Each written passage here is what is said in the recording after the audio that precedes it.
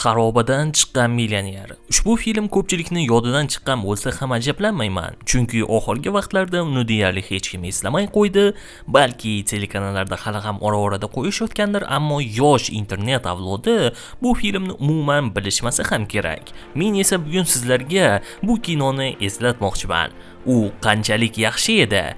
Aynan ushbu savolga bugun javob topishga harakat qilib ko'ramiz.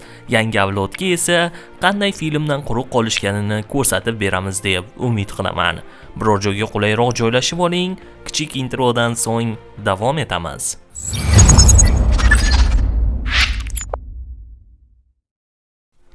Ushbu film 2008-yil 30-avgustda katta ekran yuzini ko'radi va o'zining 15 million dollarlik byudjeti bilan butun dunyoda deyarli 378 million dollar kassa to'playdi.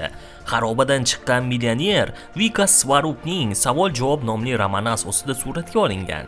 2009-yilgi Oskar taqdirlash marosimida esa film 10 ta nominatsiyada Oskarga da'vogarlik qilib, undan 8 tasida g'alaba qozongan. Bu shunchaki wow natija. Bu filmning nimasi bunchalik yaxshi ekan deb o'ylanib qolgandirsiz. Bu filmni ko'rganlar esa u bunga arzishini aniq bilishadi.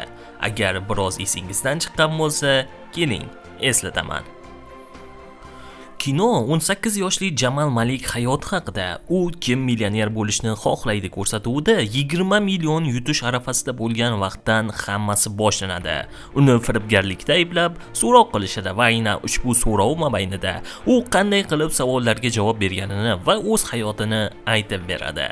Siz xuddi shunga o'xshash usulni Forrest Gump filmida ham ko'rgansiz. U yerda ham Forrest o'z hayotini bekatda o'tirgan insonlarga so'ylab berar edi. To'g'ri, bekat bilan politsiyadagi so'rovning juda katta farqi bor, ammo umuman olganda ma'nosi tushunarli. Hikoyachi asosiy personaj va biz uni hayotini uning nutqi orqali tomosha qilamiz. Bunday usul shaxsan menga juda ham yoqadi. To'g'ri, buni minus tomonlari ham mavjud. Siz o'sha vaqtgacha asosiy personajga hech nima qilmasligini bilib qolasiz va unga nisbatan achinish tuyg'usi biroz kamayishi mumkin. Ammo agar hikoya qiziqarli bo'lib, sizni o'z domiga tortib keta olsa, bu narsa umuman sezilmaydi. Chunki bu voqealarni asosiy qahramon aytib berayotganini siz esingizdan ham chiqarib yuborasiz. Faqatgina keyingi savolga o'tilgandagina siz buni eslaysiz. Bu nimadan dalolat bilasizmi?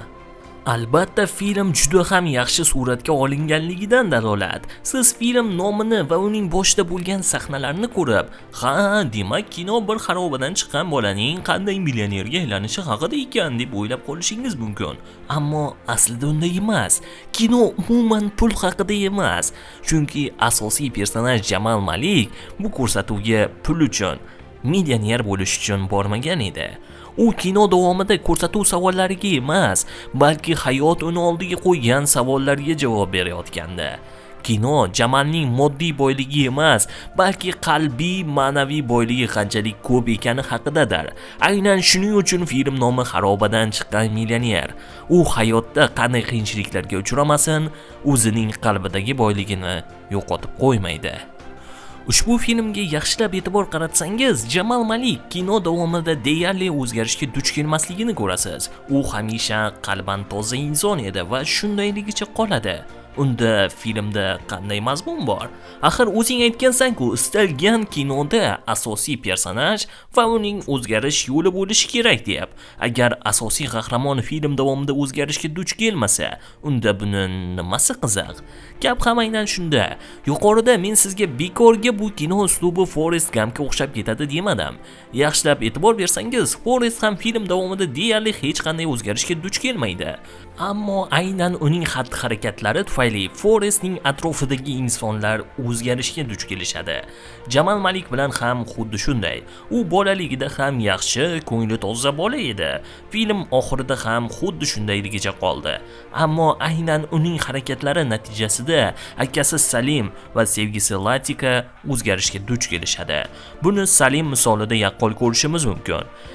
Keling, shunchaki Jamal javob bera olmagan va zaldan yordam so'ragan birinchi savolga e'tibor beramiz. Ularning ostida qanday yozuv bor? A. Faqat haqiqat g'alaba qozonadi. B. Faqat yolg'on g'alaba qozonadi. C. Faqat moda g'alaba qozonadi. D. Faqat pul g'alaba qiladi. Zaldan so'rayman. Yigitcha qiynalib qoldi, xonimlar va janoblar. Ha, Jamol bu savolga javob bera olmaydi va filmda ham uning javobini ko'rsatishmaydi. Ammo hammangiz to'g'ri javob, faqat haqiqat g'alaba qozonadi ekanini tushunib turibsiz. Jamal bu savol javobini bilmasa-da, ammo u hayotida qalban aynan shu yo'ldan ketardi. Akasi esa aksincha pul faqat g'alaba qozonadi degan g'oya bilan yashar edi. Biz buni butun film davomida kuzatamiz. Birinchi Amitabh Bachchan dastxati bilan sahna, keyin esa Latika bilan bo'lgan voqealar. To'g'ri, Salim ukasini yaxshi ko'radi, uni doim himoya qilib kelgan, ammo ularning g'oyalari qarama-qarshiligi butun filmdagi asosiy konfliktdir. Salim boshida baxt faqat pulda, qudratda deb hisoblardi va bunga Jamalni ham ishontirishga harakat qilardi. Ammo u kino oxirida baxt umuman pulda emasligini Jamal misolida tushunib yetadi. U doim istagan narsasi va uni baxtli qiladigan narsa bu aynan uning ukasi ekanini tushunib yetadi. Jamol butun film davomida o'zining g'oyalarini o'zgartirmay, uning to'g'ri ekaniga umuman shubha ham qilmay, qaysarlarcha faqat harakat qildi. Uning shouga borishida ham maqsadi aynan shu edi. U bu shouni Latika va Salim albatta ko'rishadi degan maqsad bilan borgandi va u maqsadiga erishdi. Salim doim ukasini himoya qilardi.